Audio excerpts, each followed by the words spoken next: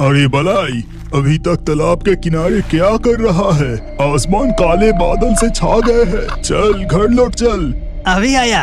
अपने तालाब में मछलियों को थोड़ा खाना दे रहा था ताकि मछलियाँ थोड़ी जल्दी बड़ी हो जाए। ठीक तभी तेज बिजली कड़कती है। अरे बाप रे, कितनी जोर से बिजली गिरी।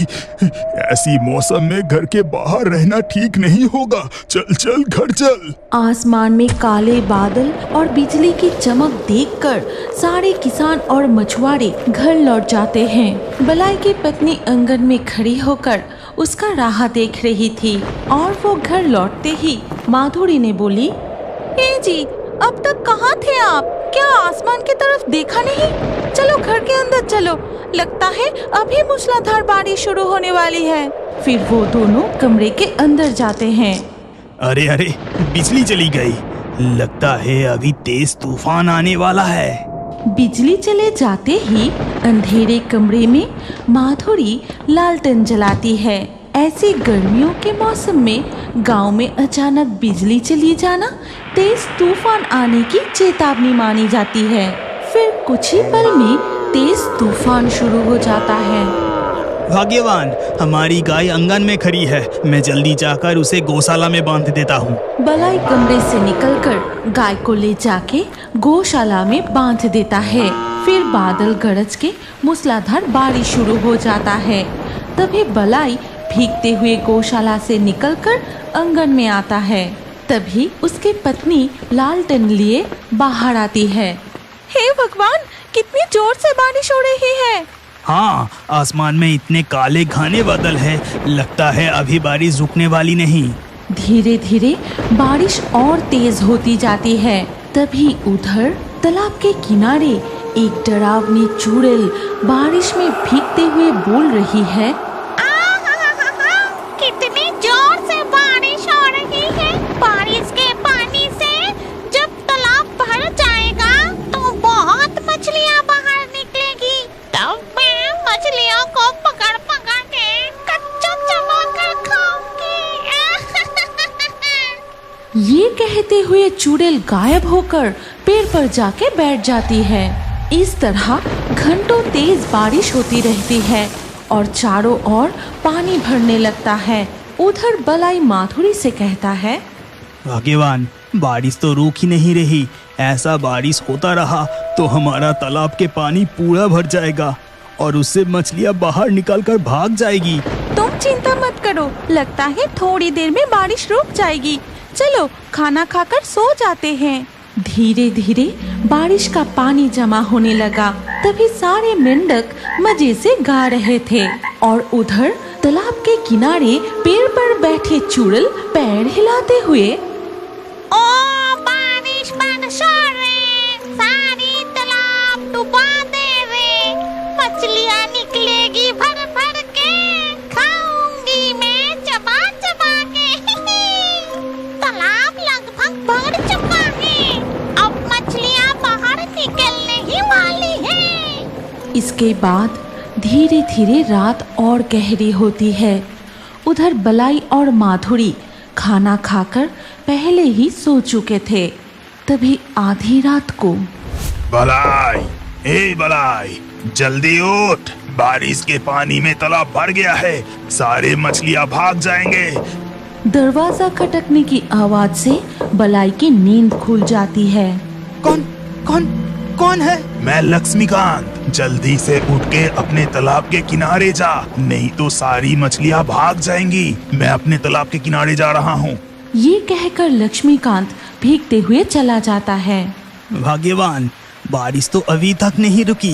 लगता है मछली अब तालाब से बाहर निकल के भाग जाएगी। चलो चलकर देखते हैं। हाँ, वही तो देख रही हूँ। ठीक है, चलो जाकर देखते हैं। उधर चुड़ैल तालाब के किनारे पेड़ पर बैठी, वो रहा, अब मछलियाँ एक एक करके बाहर आ रही है। ऐसा कहकर चुड़ैल मछलियाँ पकड़कर मजे से खाने लगती है और उनके टुकड़े नीचे फेंक देती है। तभी बलाई अपनी पत्नी के साथ एक थैला लेकर तालाब की ओर आता है। वो दोनों पेड़ के नजदीक पहुँचते ही देखा, अरे यहाँ इतनी सारी आधे खाई हुई मछलियों के कांटे पड़े क्यों हैं? हाँ, लग रहा है किसी ने अभी अभी खाकर यहाँ फेंका है। बिल्कुल ताज़ा लग रहा है। चुड़ैल पेड़ की डाल पर बैठी छुपके से उन्हें देख रही थी। जो भी हो, चलो पहले हम तालाब से निकली मछलियों को पकड़ लेते हैं, नहीं तो भाग जाएगी। ऐसा कहकर बलाई और माधुरी मछलियाँ पकड़कर अपने थैले में भरने लगते हैं। अरे ये क्या? ये तो सारी मछलियाँ थैले में भरकर ले चला जाएगा। मुझे जल्दी ही कुछ करना पड़ेगा। फिर चुड़ैल पेड़ से उतरकर एक बड़ी रोहू मछली का रूप धारण करती है। तभी उस भूतिया रोहू मछली पर माधुरी की नजर पड़ती है। अरे देखो, कितनी बड़ी रोहू मछली निकली है। जल्दी से उसे पकड़ो, पकड़ो जल्दी, पकड़कर थैले में डालो। तालाब से मछलियाँ लगातार बाहर निकल रही है। क्या ही किया जा सकता है, कल सुबह बाजार में जाके मछलियाँ बेच देना। बलाई उस भूतिया रोहू मछली को पकड़कर थैले में डाल देता है। फिर बलाई देखता है कि दूर और भी कोई मछली पकड़ रहा है। कौन कौन कौन है वहाँ? उधर से कोई जवाब नहीं आता। वो बस चुपचाप खड़ा रहता है। वो कौन है इस वक्त हमारे तालाब से मछलियाँ पकड़ रहा है? मैं इतना पुकार रहा हूँ, फिर भी कोई जवाब नहीं दे रहा। तुम थैला पकड़ो, मैं अभी जाकर देखता हूँ। बलाई उसके नजदीक जाते ही देखता है कि वो आदमी उसके जान पहचान का है। अरे लक्ष्मीकांत, तू यहाँ क्या कर रहा है? तू अपने तालाब के पास नहीं गया? तू तो मुझे पुकारते वक्त वही कह के गया था। लेकिन तब भी वो आदमी बलाई की बातों का कोई जवाब नहीं देता। ऐसा देखकर बलाई उसके और नजदीक जाते ही, अरे लक्ष्मीकांत कहाँ गया? अभी तक तो लक्ष्मीकांत यहाँ ही खड़ा था। लक्ष्मीकांत, लक्ष्मीकांत! वहाँ अकेले खड़े होकर क्या कर रहे हो? यहाँ आ जाओ ना, मुझे बहुत डर लग रहा है। बलाई वापस माधुरी के पास आकर और एक मछली उठा के थैले में भरने ही वाला था कि देखा थैले में रोहू मछली के अलावा बाकी सारे मछली गायब है। भाग्यवान, इतनी सारी मछलियाँ कहाँ गायब हो गई? थैले में तो सिर्फ रोहू मछली है। अभी तक जो इतनी सारी मछलियाँ पकड़ी कहाँ चली गई? हाँ, वही तो देख रही हूँ। अभी तक तो सारी मछलियाँ थी, अचानक कहाँ चले गए? ए जी, मुझे ना कुछ अजीब सा लग रहा है। फिर धीरे धीरे बारिश रुक जाती है। तालाब के किनारे और मछलियाँ नहीं है देखकर माधुरी कहती है, मुझे यहाँ कुछ ठीक नहीं लग रहा। बारिश भी रुक गई और मछलियाँ भी तालाब से निकल नहीं रही है। घर वापस चलते हैं। ठीक उसी वक्त कुछ दूरी से, क्या रे बलाई, और मछली नहीं उठाएगा? क्या घर लौट रहे हो? अरे लक्ष्मीकांत, मैं तब तेरे पास गया, अचानक तुझे देख नहीं पाया, इसीलिए मैं बहुत डर गया था। पता है, इतनी सारी मछली पकड़कर मैंने थैले में रखा था, लेकिन अब वो रोहू मछली के अलावा एक भी मछलियाँ नहीं है। डर मत, मैंने काफी मछलियाँ पकड़ के इकट्ठा कर ली है। आधी तू लेके जा। लेकिन तू कोई थैला क्यों नहीं लाया? मछलियाँ कैसे ले जाएगा? लक्ष्मीकांत, हम घर जा रहे हैं, तू भी चल। तुम लोग जाओ, मैं बाद में आता हूँ। तभी माधुरी धीरे से बलाई से कहती है, अरे देखो तो, थैले में जो रोहू मछली थी अब वो भी नहीं है। ये सब क्या हो रहा है? जल्दी से घर चलो। लक्ष्मीकांत भैया की जो मर्जी वो करे। माधुरी को बहुत डर लग रही है, हम अब चलते हैं। ये कहकर बलाई और माधुरी जल्दी से अपने घर लौट जाते हैं और देखा जाता है कि चुड़ैल पेड़ की डाल पर बैठे पैर हिलाते हुए हंस रही है। अगले दिन सुबह लक्ष्मीकांत बलाई के आंगन में आके कहता है, अरे बलाई, कल रात इतनी बारिश हुई, अभी तक तू घर में क्या कर रहा है? जाके तालाब को देख। मैं अपने तालाब की ओर जा रहा था, सोचा तुझे भी बुला लूं। मतलब कल रात तो तू मेरे दरवाजा धक्का देकर मुझे बुलाया। पूरी रात मेरी तालाब से कितनी मछलियाँ पकड़ी? क्या बकबस कर रहा है? कल रात तो मैं अपने घर मजे से सो रहा था, सुबह उठकर मैं निकला हूँ। ये सब बकबस ना करके अभी चल। लक्ष्मीकांत की ये बातें सुनकर बलाई और माधुरी डर से कांप उठते हैं। इसका मतलब कल रात वो लक्ष्मीकांत भैया नहीं था। हमारे थैले से मछलियाँ गायब हो जाना, तालाब में से वो बड़ा सा रोहू मछली का निकलना, वो सब कुछ मतलब। और तभी पानी में से एक भयानक रूप वाली जल पिशाचिनी निकलती है और एक भयानक गर्जन करते हुए बंटी का पैर पकड़कर उसे नदी के पानी में खींच लेती है। रानीहाटी नामक एक गांव में एक मिट्टी के घर में दो भाई बहन रहते थे। कम उम्र में ही उन्होंने अपने माता पिता को खो दिया था, इसीलिए दोनों भाई बहन बहुत मेहनत से कमाई करके अपने खाने और पढ़ाई का खर्चा चलाते थे। एक दिन सुबह बंटी की दीदी घर के आंगन में लकड़ी काट रही थी। तब बंटी अपनी दीदी से कहता है, दीदी, मैं नदी में मछली पकड़ने जा रहा हूँ। थोड़ा बहुत मछली पकड़ के मैं जल्दी घर वापस आ जाऊंगा। ठीक है भाई, जल्दी आ जाना। हम दोनों को तैयार होके स्कूल भी तो जाना है ना? तब तक मैं ये लकड़ियाँ काट कर रखती हूँ। कल रविवार है, तू और मैं बाजार जाके ये बेच कर आएंगे। ये कहकर बंटी अपनी छड़ी लेकर नदी की ओर चल पड़ता है। फिर वो नदी किनारे बैठकर पानी में कांटे डाल देता है।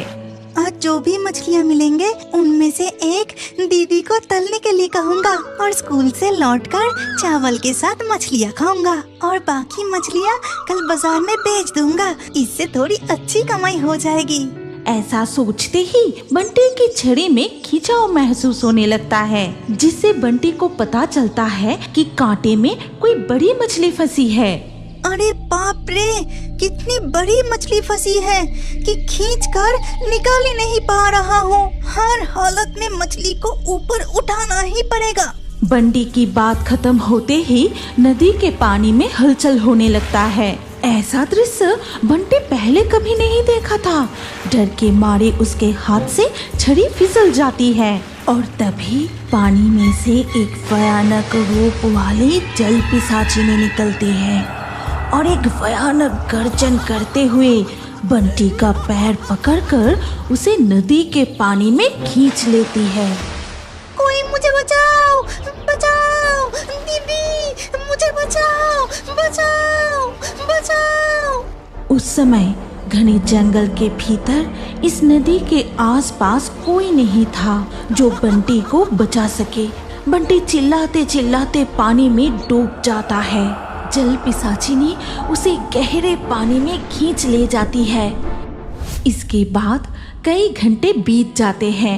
उधर बंटी की दीदी को चिंता होने लगी। भाई अभी तक नहीं लौटा, इतनी देर हो गई। मैंने उसे बार बार कहा था कि जो थोड़ा बहुत मछलियाँ मिल जाए वही लेके जल्दी घर लौट आना। और स्कूल जाने का समय भी निकल गया। अब मेरा मन बेचैन हो रहा है। मैं खुद जाकर उसे ढूंढ कर लाती हूँ। इसके बाद रितु नदी किनारे जाके देखती है कि उसका भाई वहाँ नहीं है। वो इधर उधर ढूंढने लगी लेकिन कहीं नहीं मिला। तब रितु बहुत डर गई और जोर जोर से अपने भाई को पुकारने लगती है। भाई, भाई, भाई तो कहाँ गया? मुझे बहुत चिंता हो रही है। घर लौटना है भाई, काफी देर हो गई है। तभी रितु की नजर नदी में तैरते हुए भाई की दो चप्पलों पर पड़ी और ये देखकर रितु बहुत घबरा जाता है। रितु बिना कुछ सोचे समझे नदी के पानी में कूद पड़ी। फिर पानी के नीचे अच्छे से देखने की कोशिश करती है लेकिन उसका भाई कहीं दिखाई नहीं दिया। उसकी सांस फूलने लगती है। वो सांस लेने के लिए पानी से बाहर निकल के बहुत रोने लगी। उस नदी के किनारे ही एक पेड़ की शाखा पर बैठी थी टूनी चिड़िया। मैं जानती हूँ तुम्हारा भाई कहाँ है। उसे कौन लेकर गया है? बोलो टूनी चिड़िया, मेरा भाई कहाँ है? उसे कौन ले गया? तुम तुम्हारा भाई यहाँ बैठ के मछलियाँ पकड़ रहा था, तभी अचानक पानी के अंदर से एक पिशाचिनी निकल के उसको पकड़ के खींच कर ले गई। उसने बहुत कोशिश की, बहुत चिल्लाया, लेकिन उसे बचाने के लिए यहाँ कोई नहीं था। तुमने मेरे भाई को क्यों नहीं बचाया टुनी चिड़िया? भाई के बिना इस दुनिया में मेरा और कोई नहीं है। अब मैं क्या करूं? मैं एक छोटी चिड़िया हूँ, उसे बचाने की कोशिश करती भी तो शायद नहीं बचा पाती, इसीलिए मैं अभी तक यहाँ बैठी हूँ। अगर कोई उसे ढूंढता हुआ आए तो ये खबर दे सकूं। लेकिन टुनी चिड़िया, अब मैं कैसे अपने भाई को पानी की गहराइयों से बचाकर वापस लाऊंगी? तुम चिंता मत करो, मैं तुम्हें पानी के अंदर सांस लेने की जादुई शक्ति दे रही हूँ। तुम जितनी देर चाहो पानी के अंदर आराम से रह सकती हो। ये कहकर टूनी चिड़िया रीतू को एक जादुई शक्ति प्रदान करती है। फिर रीतू पानी की गहराइयों में जाते ही वहाँ उसे एक अलग ही राज्य दिखाई देती है, जहाँ चारों ओर जलजीव घूम रहे थे, लेकिन उसका भाई और जल पिशाचिनी कहीं दिखाई नहीं दिया। थोड़ी दूर आगे जाते ही रीतू को एक अजीब सी आवाज सुनाई दी और उस आवाज की तरफ आगे बढ़ते ही वो किसी को बंदी अवस्था में देखती है। फिर रीतू उसके पास जाकर पूछने लगी, आप कौन हैं? आप तो मेरे जैसे ही इंसान हैं। आपको इस तरह पानी के नीचे किसने बंदी बना के रखा है? एक दिन मैं इस जंगल के नदी किनारे बैठी थी, तभी जल पिशाचिनी मुझे खींचकर यहाँ लाया और जैसे ही उसे पता चला कि मैं प्रकृति देवी हूँ, मेरे पास जादुई शक्ति है, उन्होंने मेरी जादुई छड़ी छीन ली और अपनी गुफा में ले गई। वो मेरे भाई को भी खींचकर यहाँ लाई है। क्या आप जानती हैं कि मेरा भाई कहाँ है? मुझे पता है कि तुम्हारा भाई अभी कहाँ है और तुम्हारे भाई को क्यों पकड़ के लाई है, ये भी पता है। अच्छा रीतू, पानी के नीचे तुम सांस कैसे ले रही हो? तुम्हें कोई कष्ट नहीं हो रही है? पेड़ की शाखा पर एक टुनी चिड़िया बैठी थी, वही मुझे ये जादुई शक्ति दी है। अच्छा, मैं समझ गई। ठीक है, तुम और देर मत करो, तुम्हारे भाई को पिशाचिनी गुफा में ले गई है। तुम वहाँ छुपके से जाकर मेरी जादू की छड़ी ढूंढकर मेरे पास लेकर आओ। इसके बाद रीतू जल पिशाचिनी की गुफा में प्रवेश करते ही देखती है कि उसका भाई वहाँ बंदी है। उस वक्त जल पिशाचिनी सो रही थी। तभी रीतू छुपते छुपाते जाकर प्रकृति देवी की जादुई छड़ी उठा लेती है। कौन है तू? मेरी गुफा में कैसे आई? तुच्छ मानव, तू भी मायावी शक्तिधारी है। वो जादू की छड़ी मुझे वापस दे, कह रही हूँ वापस दे। ये कहते ही जल पिशाचिनी रीतू को पकड़ने जाती है।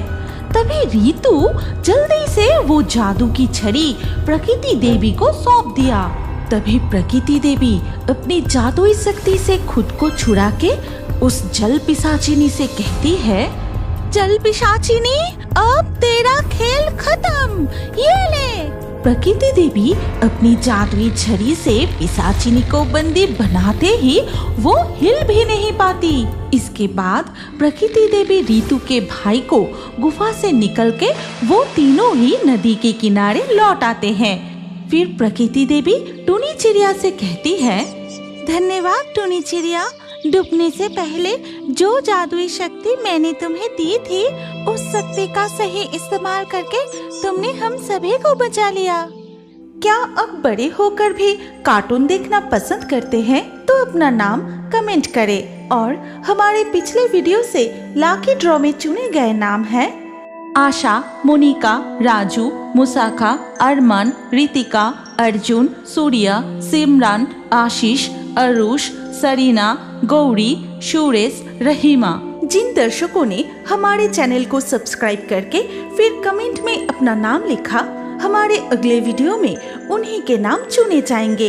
इसीलिए रियोबर्ड्स हिंदी यूट्यूब चैनल को जरूर सब्सक्राइब करें और स्क्रीन पर आई हमारी अगली कहानी भी देखें। उसमें भी आपका नाम हो सकता है। अगर नाम नहीं आया तो अगले वीडियो में आपका नाम लिख दीजिए। सोच क्या रहे हैं, जल्दी से क्लिक करके देखिए।